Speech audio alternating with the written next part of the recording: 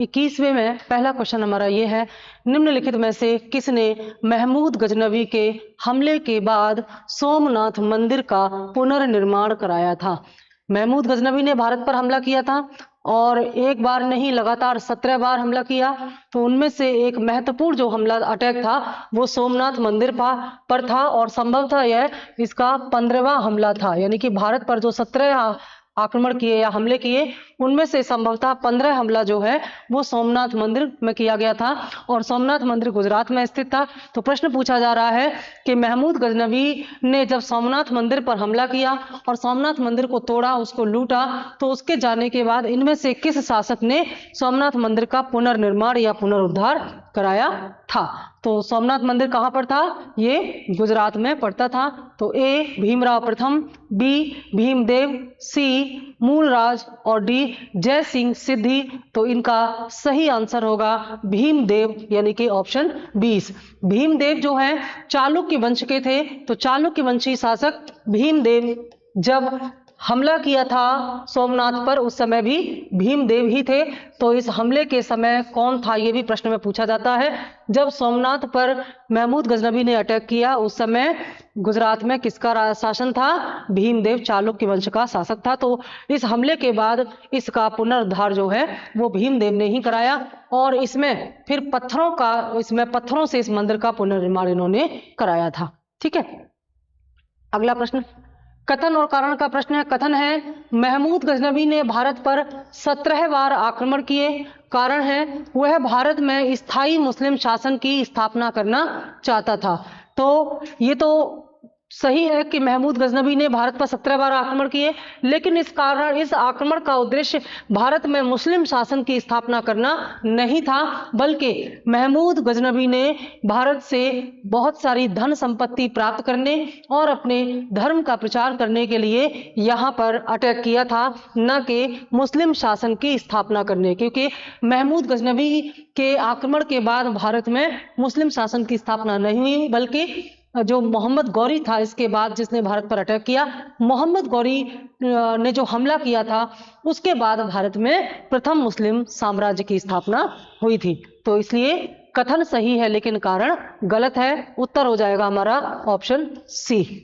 ठीक है, question number 3, निम्न में से किसने एक और संस्कृत मुद्रा लेख के साथ चांदी के सिक्के निर्गत किए थे? तो पूछा गया है कि इनमें से वो कौन है जिन्होंने जो सिक्के चांदी के ढाले उन पर एक तरफ संस्कृत में लेख लिखवाया है और वे चांदी के सिक्के हैं। ऐसा करने वाला इनमें से कौन है? ए मोहम्मद बिन कासिम, बी महमूद गजनवी, सी शेर शाह और डी अकबर। राइट आंसर होगा बी महमूद गजनवी।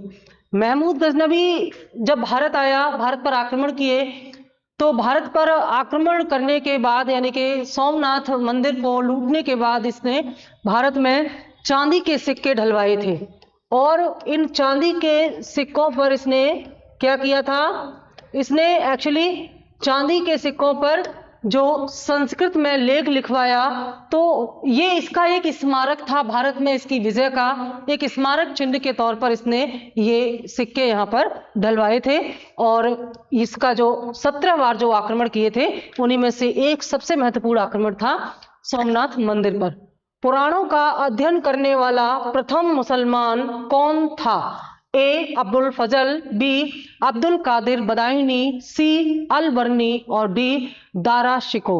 तो पुराणों का अध्ययन करने वाला पहला जो मुसलमान था वो था अल बरनी और ये अल बरनी महमूद गजनवी के साथ भारत आया था। जब महमूद गजनवी भारत पर आक्रमण करने आया उसी समय यह इसके साथ आया था और ये कई भाषाओं का जानकार था। इसने भारत में कई धार्मिक पुस्तकों का अध्ययन किया जो कि संस्कृत में लिखी हुई थी और इसके पीछे इसका उद्देश्य ये था कि यह भारत के बारे में अच्छी तरह से जानना चाहता था, भारत के इतिहास को जानना था। और उसके बाद इसने एक किताब लिखी जिसका नाम है किताब उल हिंद। किताब उल हिंद जो है ये मूल रूप से अरबी में लिखी गई पुस्तक है और इसका जो लेखक है वो है अल बरनी। ठीक है, अगला प्रश्न, महमूद गजनवी के साथ भारत आने वाला मुस्लिम विद्वान कौन था? तो अभी मैंने आपको बताया कि अलवर्नी जो है ये महमूद गजनवी के साथ भारत आया था और इसने क्या लिखा था? इसने लिखा था भारत में महत्वपूर्ण जो पुस्तक थी किताबुल हिंद, इसने लिखा था। ठीक है, अगला है किताबुल हिंद रचना के प्रसिद्ध लेखक का क्या नाम था? सही उत्तर होगा अलवर्नी। अलवर्नी ने किताबुल हिंद लिखी है, भारत पर इतिहास लिखी है और मूल रूप से ये पुस्तक जो है वो अरबी भाषा में लिखी गई है। इसके अलावा जो है हसन निजामी ने जो एक महत्वपूर्ण ग्रंथ लिखा है उसका नाम है ताज उल मासिर, और मिनहाज उस सिराज ने लिखा है तबकाते नासरी, और इसमें शमसे सिराज ने तारीखे फिरोज शाही नाम से जो तारीखे फिरोज शाही है ये शमसे सिराज ने या सिराज हफीक ने लिखा है। तो ये इनके जो अन्य ऑप्शन हैं, उनके जो ग्रंथ हैं उनके नाम मैंने आपको बता दिए। अलवर्नी मुख्य रूप से जो है ये किताबुल हिंद का लेखक था और मैंने बताया यह मूल रूप से अरबी भाषा में लिखी गई, बाद में अन्य भाषाओं में इसका अनुवाद किया गया। निम्नलिखित कथनों में से कौन अलवर्नी के संबंध में सही नहीं है? ए, वह एक धर्मनिरपेक्ष लेखक था। बी, उसका ग्रंथ उस समय के जीवंत भारत से प्रभावित था। सी, वह संस्कृत का विद्वान था। डी, वह त्रिकोणमिति का विशेषज्ञ था। देखिए, वह त्रिकोणमिति का विशेषज्ञ था, बिल्कुल सही है, क्योंकि उसने खगोल विज्ञान पर लिखी हुई, गणित पर लिखी हुई बहुत सारी पुस्तकों को पढ़ा और उनको समझा। वह संस्कृत का भी ज्ञाता था, तो ये भी बिल्कुल सही बात है, क्योंकि संस्कृत में लिखे हुए बहुत सारे धार्मिक ग्रंथ उसने पढ़े हैं। उसका ग्रंथ समय के जीवंत भारत से प्रभावित था, बिल्कुल सही है। कौन सा ग्रंथ था उसका? किताबुल हिंद। और किताबुल हिंद जो है ये तत्कालीन समय में भारत की बिल्कुल जीवंत कल्पना प्रस्तुत करता है। भारत के बारे में, बहुत ही हकीकत के बारे में, भारत की आंखों देखा हाल अलवर्नी इसमें बताता है। लेकिन वह एक धर्मनिरपेक्ष लेखक था, यह बिल्कुल भी सही नहीं है, क्योंकि अलवर्नी धार्मिक भावनाओं से प्रेरित था। अलवर्नी ने भारत के जिन धार्मिक ग्रंथों का अध्ययन किया, इसका मतलब ये नहीं है कि वह धर्मनिरपेक्ष लेखक हो गया। उसने धार्मिक भावना से प्रेरित होकर के नहीं, बल्कि वह भारत को अच्छे से समझना चाहता था ताकि वह अपनी पुस्तक में उन बातों का वर्णन कर सके, इसलिए उसने धार्मिक ग्रंथों का, संस्कृत ग्रंथों का अध्ययन किया था। तो कौन सा सही नहीं है अलवर्नी के बारे में कि वह एक धर्मनिरपेक्ष लेखक था? अगला प्रश्न, निम्नलिखित कथनों में से कौन अलवर्नी के संबंध में सही नहीं है? देखिए, यह प्रश्न 2 बार रिपीट हो गया, सेम प्रश्न है। आगे बढ़ते हैं। मोहम्मद गौरी को सबसे पहले किसने पराजित किया था? महमूद गजनवी के बाद भारत पर आक्रमण करने वाला अगला तुर्क आक्रमणकारी था मोहम्मद गौरी। तो मोहम्मद गौरी को सबसे पहले किसने पराजित किया था? ए, भीम द्वितीय। बी, पृथ्वीराज चौहान। सी, जयचंद। और डी, पृथ्वीराज द्वितीय। तो इसका उत्तर होगा मोहम्मद गौरी को सबसे पहले पराजित करने वाले थे भीम द्वितीय। ठीक है, भीम द्वितीय कौन थे? ये गुजरात में चालुक्य वंशीय शासक थे और चालुक्य वंश के इस शासक भीम द्वितीय ने मोहम्मद गौरी को पराजित किया था 1178 ईस्वी में। और इससे मोहम्मद गौरी को यह पता चल गया कि भारत को अगर उसको जीतना है तो उसे पूरी तैयारी के साथ आना पड़ेगा। देखिए, पृथ्वीराज चौहान ने जो तराइन का प्रथम युद्ध हुआ था 1191 ईस्वी में, इसमें मोहम्मद गौरी को पराजित किया था, लेकिन यह घटना बाद की है। इससे पहले ही भीम द्वितीय जो है ये मोहम्मद गौरी को पराजित कर चुके थे। ठीक है, वह युद्ध जिसमें भारत में मुस्लिम शक्ति की स्थापना हुई या मुस्लिम शासन की स्थापना हुई, वह युद्ध कौन सा था? ए, तराइन का प्रथम युद्ध। बी, तराइन का द्वितीय युद्ध। सी, पानीपत का प्रथम युद्ध। और डी, पानीपत का द्वितीय युद्ध। तो इसमें सही उत्तर होगा तराइन का द्वितीय युद्ध। ठीक है, कब हुआ है ये युद्ध? 1192 ईस्वी में हुआ था। किसके बीच में हुआ है? यह मोहम्मद गौरी और पृथ्वीराज चौहान। पृथ्वीराज चौहान को पृथ्वीराज तृतीय भी कहते हैं। ठीक है ना। ये जो पृथ्वीराज तृतीय थे यही पृथ्वीराज चौहान थे। तो इन पृथ्वीराज चौहान और मोहम्मद गौरी के बीच में 1192 में तराइन का दूसरा युद्ध हुआ, जिसमें मोहम्मद गौरी ने पृथ्वीराज चौहान को पराजित किया और इसके बाद ही भारत में मुस्लिम शासन की स्थापना हुई। क्योंकि इस तराइन युद्ध में, तराइन के दूसरे युद्ध में जब मोहम्मद गौरी जीत गया तो इसके बाद इसने भारत में जीते, और जब यहाँ से इसका युद्ध अभियान समाप्त हुआ तो भारत में जीते गए अपने प्रदेशों को मैं अपना एक गुलाम प्रतिनिधि जिसका नाम था कुतुबुद्दीन ऐबक, उसको यहाँ पर नियुक्त किया। और जब मोहम्मद गौरी की मृत्यु हो गई तो 1206 ईस्वी में इसी कुतुबुद्दीन ऐबक ने भारत में मुस्लिम शासन की स्थापना की और प्रथम मुस्लिम राजवंश गुलाम वंश की स्थापना की थी। ठीक है, अगला प्रश्न, मोहम्मद गौरी ने जयचंद को किस युद्ध में पराजित किया था? जयचंद कहां पर था? कन्नौज में था। तो कन्नौज के राजा जयचंद को जो मोहम्मद गौरी ने पराजित किया था वो कौन से युद्ध में किया था? ए तराइन का युद्ध, बी तराइन का, ये कौन क्या है? तराइन का प्रथम युद्ध है, ये तराइन का द्वितीय युद्ध है। चंदावर का युद्ध 1194 में हुआ और कन्नौज का युद्ध भी 1194 में हुआ। तो इसमें चंदावर का जो युद्ध था 1194 वाला, इसमें मोहम्मद गौरी ने जयचंद को पराजित किया था। ये बहुत महत्वपूर्ण है, इसको आप ध्यान में रखेंगे। और इस युद्ध के बाद ही जो मोहम्मद गौरी था इसने पूरी तरह से उत्तर भारत की राजनीति में अपना नियंत्रण स्थापित कर लिया था और उसके बाद फिर यहाँ पर अपने शासन की स्थापना भी की थी। भारत में मोहम्मद गौरी ने किसको प्रथम इक्ता प्रदान किया था? इक्ता का मतलब क्या होता है? इक्ता का मतलब होता है वेतन के बदले भूमि देने की प्रथा। वेतन के बदले भूमि देने की प्रथा जो है, इसमें क्या किया जाता था? जमीन दी जाती थी जिसे इक्ता कहते थे। तो पहला इक्ता जो है ये भारत में किसने शुरू किया था? मोहम्मद गौरी ने दिया था। किसको दिया था? कुतुबुद्दीन ऐबक को दिया था, क्योंकि कुतुबुद्दीन ऐबक को ही मोहम्मद गौरी ने भारत में अपने जीते गए प्रदेशों का प्रतिनिधि नियुक्त किया और स्वयं वह वापस चला गया गोर जहां का वह शासक था। तो कुतुबुद्दीन ऐबक जो है ये प्रथम इक्तेदार था मोहम्मद गौरी का। बाद में इल्तुतमिश ने इस इक्तेदारी प्रथा को बहुत अच्छे से स्टैब्लिश किया। तो भारत में इक्तेदारी प्रथा को व्यवस्थित करने का जो श्रेय है वो इल्तुतमिश को जाता है। किस मुस्लिम शासक के सिक्कों पर देवी लक्ष्मी की आकृति बनी है? ठीक है, तो ये कौन सा मुस्लिम शासक है इनमें जिसने देवी लक्ष्मी की आकृति के सिक्के चलाए थे? ए मोहम्मद गौरी, बी अलाउद्दीन खिलजी, सी अकबर और डी इनमें से कोई नहीं। उत्तर है मोहम्मद गौरी। मोहम्मद गौरी ने जो लक्ष्मी की आकृति के सिक्के चलाए, इतिहासकार ये मानते हैं कि उसने हिंदू भावनाओं को ठेस पहुंचाई थी, तो उसको बैलेंस करने के लिए हिंदू देवी देवताओं की आकृति वाले उसने जो सिक्के चलाए, इसके पीछे ये कारण रहा होगा। तो ऐसा करने वाला मोहम्मद गौरी था।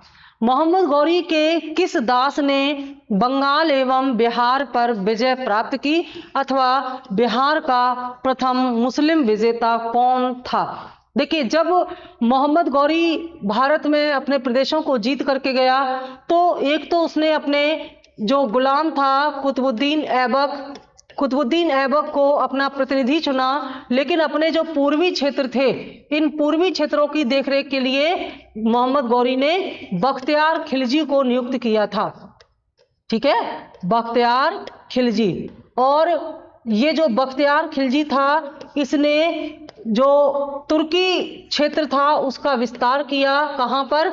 बंगाल और बिहार की तरफ तुर्की क्षेत्र का विस्तार किया, जबकि कुतुबुद्दीन ऐबक जो है ये उत्तर की तरफ तुर्की क्षेत्र की सुरक्षा कर रहा था। तो बख्तियार खिलजी ने ही इसी अपने बंगाल और बिहार अभियान के दौरान जो है यहाँ पर जो बंगाल और बिहार से तत्कालीन जो शासक थे उनको हटा करके जो सैन वंश का शासक यहाँ लक्ष्मण सेन था उसको हटाया और यहाँ पर अपना नेतृत्व दिया। और इसी समय इसी बख्तियार खिलजी ने यहाँ पर बौद्ध मठ, नालंदा विहार और उदंतपुरी जो है उसको नष्ट कर दिया था। ठीक है, तो इसके अलावा इसने यहाँ पर काफी और जो हमारी संपत्ति थी, जो लिटरेचर था, उसको नुकसान पहुंचाया, आग लगा दी थी उसमें इस बख्तियार खिलजी ने।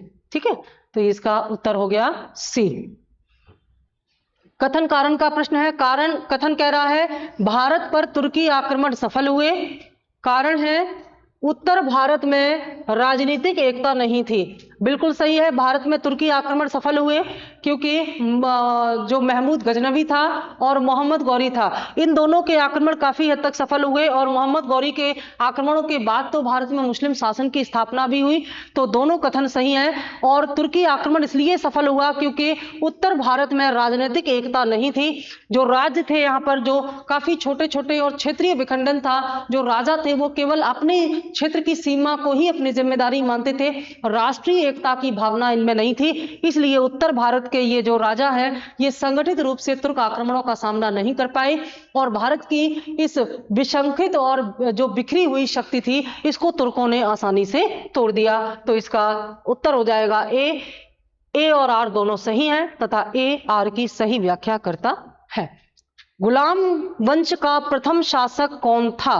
तो गुलाम वंश का प्रथम शासक वही था जिसने गुलाम वंश की स्थापना की और वो कौन था? कुतुबुद्दीन ऐबक। 1206 ईस्वी से 1210 ईस्वी तक इसने शासन किया, 4 वर्ष तक इसने शासन किया। तो गुलाम वंश का पहला शासक कुतुबुद्दीन ऐबक था, बाकी सब बाद में आए। कुतुबुद्दीन ऐबक की राजधानी क्या थी? यानी कि कुतुबुद्दीन ऐबक ने किसे अपनी राजधानी बनाया? ए लाहौर, बी दिल्ली, सी अजमेर और डी लखनौती। तो उत्तर हो जाएगा ए लाहौर। ठीक है, लाहौर में जब जो प्रतिनिधि थे गौरी के, उनके जो अधिकारीगण थे, जब उनको ये सूचना मिली कि कुतुबुद्दीन के मोहम्मद गौरी की मृत्यु हो गई है तो भारत में गौरी द्वारा जीते गए प्रदेशों की देखरेख करने की जिम्मेदारी और एक राजा के, एक शासक के रूप में सुल्तान की जिम्मेदारी के लिए कुतुबुद्दीन ऐबक को उन्होंने चुना और लाहौर में ही ऐबक को राजा या सुल्तान की पदवी दी गई। और हालांकि ऐबक ने अपने आप को गौरी का प्रतिनिधि ही माना, इसने कभी सुल्तान की उपाधि धारण नहीं की, तो इसने लाहौर को राजधानी बना करके सत्ता का नियंत्रण किया था। दिल्ली सल्तनत का कौन सा सुल्तान लाख बख्श के नाम से भी जाना जाता है? ए इल्तुतमिश, बी बलबन, सी मोहम्मद बिन तुगलक, डी कुतुबुद्दीन ऐबक। तो उत्तर होगा डी कुतुबुद्दीन ऐबक, जिसे लाख बख्श दान कहा जाता था क्योंकि यह लाखों का दान करता था। यह बहुत ही दयालु था और लाखों का दान किया करता था, इसलिए इसे लाख बख्श भी कहा जाता है। सुल्तान कुतुबुद्दीन ऐबक की मृत्यु कैसे हुई? ए उसके एक महत्वाकांक्षी कुलीन व्यक्ति ने कपट से छुरा मार दिया। बी पंजाब पर अधिकार जमाने के लिए गजनी के शासन ताजुद्दीन याल्दौज के साथ हुए युद्ध में उसकी मृत्यु हुई। बुंदेलखंड के किले कालिंजर पर घेरा डालते उस समय उन्हें चोट लगी जिसके कारण उनकी मृत्यु हो गई। डी चौगान की क्रीड़ा के दौरान अश्व से गिरने से उनकी मृत्यु हुई। डी सही है। चौगान एक खेल था जिसे हम वर्तमान संदर्भ में पोलो कह सकते हैं। तो ये जो पोलो गेम था इसको खेलते समय घोड़े से गिरे, घोड़े पर खेल बैठ के खेला जाता है, तो घोड़े से ये गिर गए और चोटिल होने की वजह से इनकी मृत्यु हो गई। आंसर होगा डी सही है। लास्ट प्रश्न है हमारा, गुलामों का गुलाम किसे कहा जाता है? इनमें से किसे गुलामों का भी गुलाम कहा गया है? ए मोहम्मद गौरी, बी कुतुबुद्दीन ऐबक, सी बलबन और डी इल्तुतमिश। सही उत्तर होगा डी इल्तुतमिश। क्यों ऐसा कहा जाता है? क्योंकि मोहम्मद गौरी का जो गुलाम था वो था कुतुबुद्दीन ऐबक, यानी कि कुतुबुद्दीन ऐबक गौरी का गुलाम था और ऐबक का गुलाम था इल्तुतमिश। ऐबक ने इल्तुतमिश को दिल्ली में खरीदा था, तो क्योंकि ये भी गुलाम था गौरी का तो गुलाम का गुलाम हुआ इल्तुतमिश। ठीक है, आंसर होगा डी। ये हमारे 20 प्रश्नों की सीरीज थी, सेट था। इधर बीच आपके ब्रेक हो गए थे क्वेश्चन प्रैक्टिस में, लेकिन कल से इसको फिर शुरू किया गया है, तो अभी इसको हम कंटिन्यू रखें ऐसी हम कोशिश करेंगे और धीरे धीरे सारे सब्जेक्ट आपके जैसे पहले आ रहे थे उसमें ये इस तरह से आपको प्रैक्टिस के लिए दिए जाएंगे। तो इसे मैच कीजिएगा और इसको प्रैक्टिस कीजिएगा। जितने भी प्रीलिम्स होने हैं आगे, जिसमें आरओ भी है, जिसमें यूपीएससी का भी है, जिसमें आपका पीसीएस और पीसीएस सारे स्टेट्स के, चाहे वो यूपी का हो, एमपी का हो, अदर स्टेट का हो, सारे प्रीलिम्स एमसीक्यू टाइप क्वेश्चन के लिए मोस्ट इंपॉर्टेंट है ये पूरी टेस्ट सीरीज आपके।